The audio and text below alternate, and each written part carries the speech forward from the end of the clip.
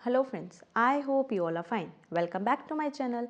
इस वीडियो में हम भारतीय साक्षी अधिनियम का लेक्चर 10 कवर करेंगे। उसमें हम देखेंगे सेक्शन 19 से 21। तो बिना टाइम वेस्ट करे शुरू करते हैं। आ जाओ सबसे पहले सेक्शन 19 पे। सेक्शन 19 क्या बात कर रहा है? कह रहा है proof of admission against persons making them and by or on their behalf. इसका मतलब क्या है? हम एडमिशन का प्रूफ दे रहे हैं। इसमें देखो हमें दो चीज़ें बहुत अच्छे से समझने वाली हैं। देखो दो तरह के एडमिशन होते हैं। एक होता है सेल्फ सर्विंग एडमिशन और एक होता है हमारा सेल्फ हार्मिंग। जो हमारा ये सेक्शन है ये दो तरह के एडमिशन की बात करता है। सेक्शन 19 एक बात करता है सेल्फ सर्विंग एडमिशन, एक करता है सेल्फ हार्मिंग। सेल्फ हार्मिंग का मतलब क्या है? अगर कोई मैं ऐसा एडमिशन दे रही हूँ जो मेरे ही अगेंस्ट जा रहा है तो हम उसको रेलिवेंट मान लेंगे, हम उसको एडमिसिबल मान लेंगे। बट अगर मैं कोई ऐसा एडमिशन दे रही हूँ जो सेल्फ सर्व कर रहा है, मतलब मेरे फेवर में जा रहा है, तो वो इररेलेवेंट माना जाता है। चाहे वो रेलेवेंट हो इररेलेवेंट हो, बट हम उसको एडमिट नहीं करेंगे, दैट इज इनएडमिसिबल। और ये चीज़ हमें कहाँ देखने को मिलती है? सेक्शन 19 में। तो ध्यान रखना, सेल्फ सर्विंग एडमिशन जो है, जो मेरे फेवर में जा रहा है, हम उसको एडमिट नहीं कर सकते। बट जो मैं मेरे अगेंस्ट में एडमिशन दे रही हूँ, वो जो अगेंस्ट में दे रही हूँ वो आगे वाली स्टेज पे हम उसको एडमिट कर सकते हैं। चलो हम पहले सेक्शन पढ़ते हैं। Admissions are relevant, admissions relevant होंगे and may be proved as against the person. कह रहे हैं उस पर्सन के अगेंस्ट में हम प्रूव कर सकते हैं, वो रेलेवेंट होंगे। हु मेक्स देम, तो मतलब एज अगेंस्ट, एज अगेंस्ट का मतलब है सेल्फ हार्मिंग। जो मैं एडमिशंस दे रही हूँ, जो मैं स्टेटमेंट्स दे रही हूँ मेरे खुद के अगेंस्ट में, तो वो हमने बोला रेलेवेंट होंगे। या रिप्रेजेंटेटिव इन इंटरेस्ट दे रहा है बंदा, but they cannot be proved by or on behalf of the person who makes them। But हम उसके अगेंस्ट में प्रूव नहीं कर सकते जो स्टेटमेंट वो दे रहा है अपने बिहाफ पे, अपने फेवर में, दैट इज सेल्फ सर्विंग दे रहा है, या उसका रिप्रेजेंटेटिव इन इंटरेस्ट जो है उसके फेवर में अगर दे रहा है, हम उसको यूज नहीं कर सकते। एक्सेप्ट, एक्सेप्शन हम बाद में देखेंगे। ओके तो अभी तक हमने क्या पढ़ा? मैंने बोला कि अगर मैं कोई फेवर में अपने एडमिशन दे रही हूँ हम उसको एक्सेप्ट नहीं करेंगे, नहीं मानेंगे। बट अगर मैं अपने अगेंस्ट में कोई एडमिशन दे रही हूँ हम उसको रेलेवेंट मान लेंगे और एडमिसिबल मान लेंगे। जैसे कि इसका एग्जाम्पल देखो। अब इसका एग्जाम्पल मैंने बोला कि सपोज कोई मर्डर हुआ दिल्ली में अराउंड 11 बजे रात के। दिल्ली में मर्डर हुआ। अगले दिन मैं क्लास में बच्चों को ऐसे बोल रही हूँ, पता कल ना मैं तो मूवी देख रही थी घर पे बैठ के, तो ये क्या हुई? ये तो, और ये मर्डर किसने किया है? ए ने, मतलब मैंने खुद किया है ये मर्डर। बट मैं अगले दिन बच्चों को क्लास में क्या बता रही हूँ? तुम्हें पता है कल तो मैं मूवी देख रही थी। तो ये क्या हो गया? सेल्फ सर्विंग हो गया। मैं अपने आप को बचाने के लिए अपने फेवर में ये वाली स्टेटमेंट्स बोल रही हूँ। तो ये जो है नहीं मानी जाएगी, रेलेवेंट नहीं मानी जाएंगी। कहाँ पे? इस सेक्शन 19 में। बट अगर मैं ऐसे बोल दूं, बच्चों तुम्हें पता है कल ना मैं दिल्ली में घूम रही थी 10 बजे के आसपास, ये क्या हो गई? Self harming. पता है 11 बजे वहां कत्ल हुआ है और तुम 10 बजे के आसपास वहीं पे घूम रहे हो, तो कल को अगर हमारा कोई एडमिशन लेना होगा, ये वाला एडमिशन जो मैंने बोला दिल्ली वाला, ये जो है एडमिसिबल होगा। क्यों? क्योंकि ये कौन सा आ गया? सेल्फ हार्मिंग एडमिशन हो गया। समझ गए? बट अब कुछ केसेस ऐसे होते हैं जहाँ पे सेल्फ सर्विंग, चाहे वो मेरे फेवर में ही क्यों ना हो, हम उसको भी अपना लेंगे, हम उसको भी एक्सेप्ट कर लेंगे। कौन कौन से केसेस में? पहला बता रखा है, 3 एक्सेप्शंस हैं। पहला है an admission may be proved by or on behalf of the person making it. मतलब कि जो बंदा फेवर में कर रहा है वो भी उसके रेलेवेंट होगा। कब रेलेवेंट होगा? When it is of such a nature that, अगर पर्सन अगर वो मर जाता, वो रेलिवेंट होता as between third person under section 26। अगर suppose as a dying declaration वो कल को रेलिवेंट होता, तो चाहे वो स्टेटमेंट मेरे फेवर में ही क्यों ना हो, मतलब सेल्फ सर्विंग ही क्यों ना हो, उस स्टेटमेंट को हम क्या मानेंगे? एडमिसिबल मानेंगे। कहाँ दे रखा है? सबसेक्शन 1 में। तो जनरल रूल क्या बोलता है? जो सेल्फ सर्विंग स्टेटमेंट्स होती हैं हम उसको एडमिट नहीं करते। बट हमें 3 एक्सेप्शंस दे दिए। पहला एक्सेप्शन दे दिया अगर वो सेक्शन 26 का केस है, मतलब अगर कोई बंदा मर जाता है कोई स्टेटमेंट बोलकर, चाहे उसके फेवर में ही क्यों ना हो, हम उसको क्या मानेंगे? एडमिसिबल मानेंगे।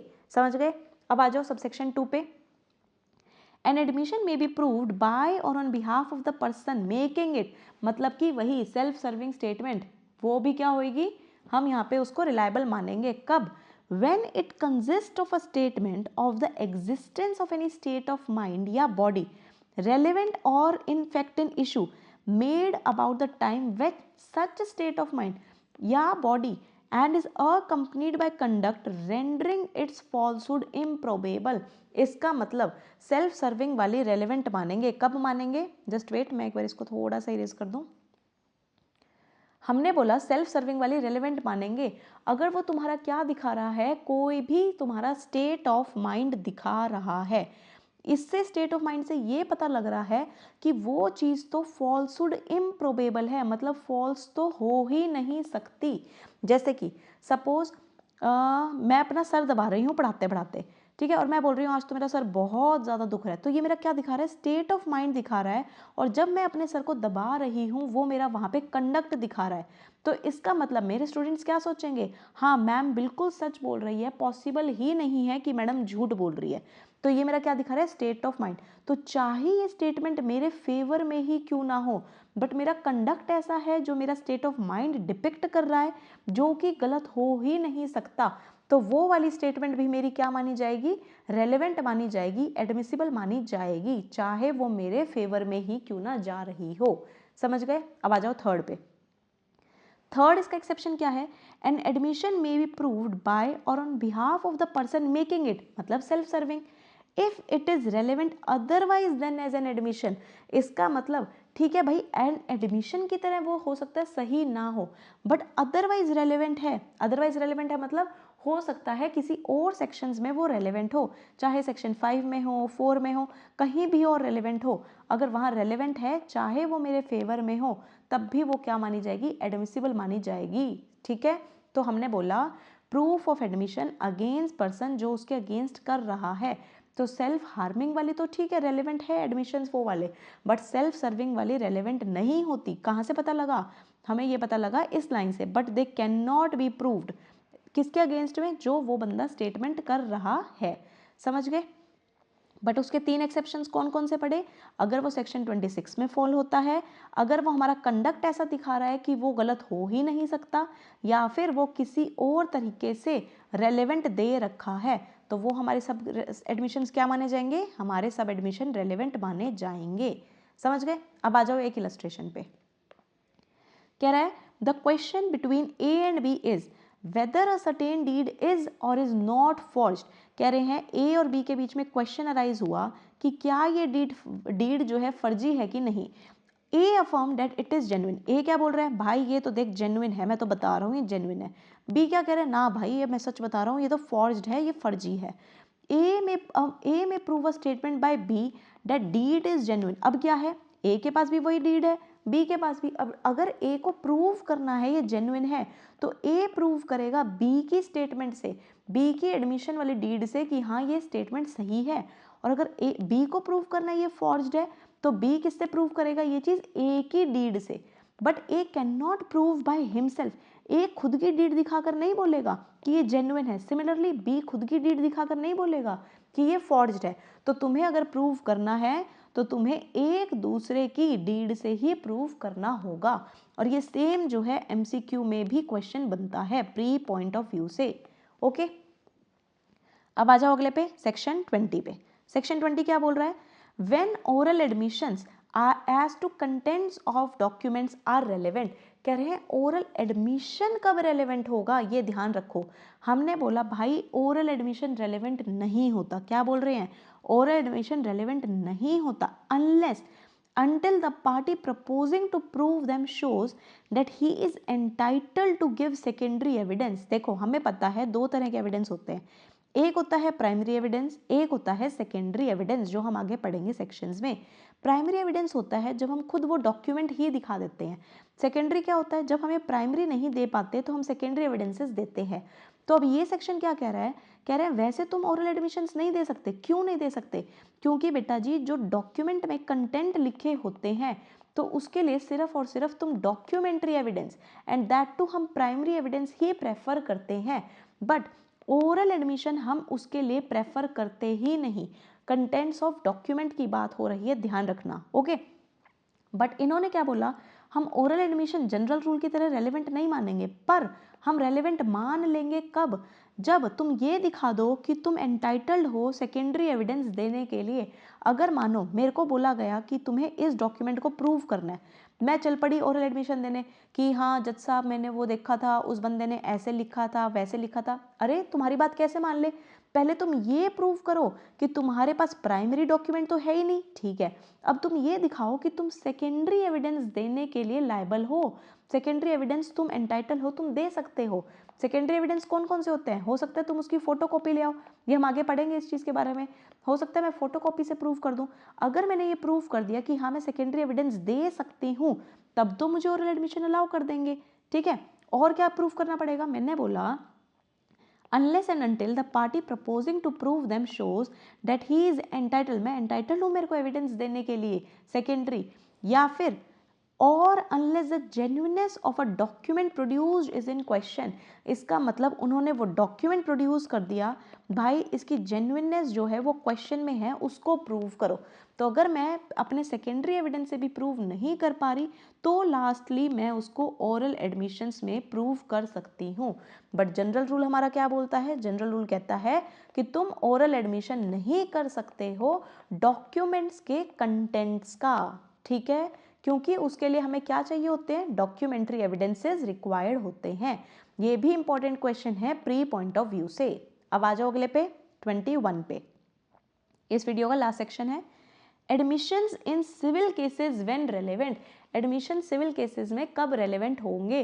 देखो इस सेक्शन को जो प्री में ही इससे भी क्वेश्चन आता है, बट किस नाम से आता है, ये आता है नो प्रिजुडाइज क्लॉज, कि कौन सा ऐसा सेक्शन है बीएसए में जो नो प्रिजुडाइज क्लॉज की बात करता है, या हम इसको कह सकते हैं प्ली ऑफ प्रिविलेज। क्या कह सकते हैं, प्ली ऑफ प्रिविलेज, ठीक है। सेक्शन 21 कह रहे हैं एडमिशन सिविल केसेस में कब रेलेवेंट माने जाएंगे। कह रहे हैं सिविल केसेस में कोई भी एडमिशन रेलेवेंट नहीं है, इन्होंने साफ कह दिया हम किसी भी एडमिशन को रेलेवेंट नहीं मानेंगे। बच्चों ध्यान रखना, यहाँ पे बात करी है सिविल केसेस की, ठीक है। If it is made either upon N express condition, कब रेलेवेंट नहीं मानोगे, जब तुमने एक्सप्रेस कंडीशन दी है कि एविडेंस जो है नहीं दोगे, या ऐसे सरकमस्टांस में जहाँ पे कोर्ट इन्फर कर सकता है कि पार्टीज अग्री हुई हैं साथ में कि एविडेंस इसका नहीं देना। इसका मतलब क्या हुआ, देखो मेरे ए और बी जो है पार्टीज हैं, पार्टीज टू द सूट, एक सिविल कॉन्ट्रैक्ट में आए, ये लोग कॉन्ट्रैक्ट में एंटर किए, ठीक है। अब क्या किया, ए और बी ने अपने कॉन्ट्रैक्ट में एक एक्सप्रेस कंडीशन लिख दी कि कल को तुम मेरे खिलाफ कोर्ट में नहीं जाओगे, ये कोई स्टेटमेंट नहीं दोगे, ठीक है। पहली चीज इन्होंने लिख दी ये। अब मैंने क्या बोला यहाँ पे, सिविल केसेस में कोई भी एडमिशन रेलेवेंट नहीं होगा अगर तुमने ये कंडीशन लिखी थी। क्या कंडीशन लिखी थी, कि एविडेंस जो है तुम नहीं दोगे। तो यहाँ पे पार्टीज ने डिसाइड कर लिया तुम इस चीज़ का एविडेंस नहीं दोगे, तो कल को अगर ये बंदा जाकर इनमें से ए या बी में से कोई स्टेटमेंट देता है तो वो एडमिशन हम रेलेवेंट नहीं मानेंगे। क्यों नहीं मानेंगे, क्योंकि भाई तुमने एक्सप्रेस कंडीशन लिखी थी कि उसका हम कोई भी एविडेंस नहीं माना जाएगा किसी भी स्टेटमेंट का। पहली हो गई कंडीशन ये, ठीक है। अब आ जाओ दूसरी पे। दूसरी कंडीशन क्या कह रही है, दूसरी कंडीशन कह रही है from which the court can infer, कि कुछ सर्कमस्टांसेस तुम्हारे बीच में, पार्टीज के बीच में ऐसे आ गए थे जहाँ पे कोर्ट खुद पता कर पा रहा है कि पार्टीज अग्री कर रही हैं कि इसका एविडेंस नहीं दोगे। मतलब हो सकता है कोर्ट को ये डॉक्यूमेंट पढ़ के पता लग रहा है कि भाई ये पार्टीज ने तो सलाह मशवरा कर रखा था कि इस बारे में, इस वाली लाइन के बारे में तो इन्हें कुछ नहीं कहना था, ये चीज़ तो अब कोर्ट ने समझ ली। फिर भी बी आया और बी ने आके सूट फाइल कर दिया। अब कोर्ट बी को बोला भाई नहीं बी तू नहीं दे सकता, हम ये एडमिशन नहीं मानेंगे। बी कहेगा जज साहब क्यों नहीं मानोगे, कोर्ट कह रहा है भाई तुमने देखो ये कंडीशन लिख रखी है कि तुम अपनी कोई भी बात एडमिशन नहीं मानोगे, तो हम ये तुम्हारी स्टेटमेंट नामंजूर कर रहे हैं, हम तुम्हारी स्टेटमेंट नहीं मान रहे। समझ गए, ये क्या बताया है सिविल केसेस में एडमिशन के बारे में, ओके। बट इसका एक्सप्लेनेशन क्या कह रहे हैं, nothing shall be taken to exempt any advocate from giving evidence of any matter of which he may be compelled to give evidence। कह रहे हैं ये जो भी सेक्शन है किस पे अप्लाई नहीं होगा, तुम एडवोकेट को एग्जाम्प्ट नहीं करोगे जहाँ पे सेक्शन 132 अप्लाई होता है। अगर 132 में बोला है कि हाँ एडवोकेट जी आपको अलाउ है ये लाइन बोल सकते हो, तो वो बोल सकते हैं। ये फिर सेक्शन 21 एडवोकेट पे अप्लाई नहीं होगा। दोबारा देख लेते हैं, कह रहा है nothing in this section shall be taken to exempt any advocate from giving evidence of any matter, जिसको हम कंपेल कर रहे हैं एविडेंस देने के लिए 132 के अंदर। समझ गए? तो ये था हमारा सेक्शन कहाँ से, 19 से 21। तो अगले सेक्शंस हम अगली वीडियो में कवर करेंगे। ठीक है, आई होप आपको समझ आ रहा होगा। मिलते हैं अपने नेक्स्ट वीडियो में। Thank you for watching.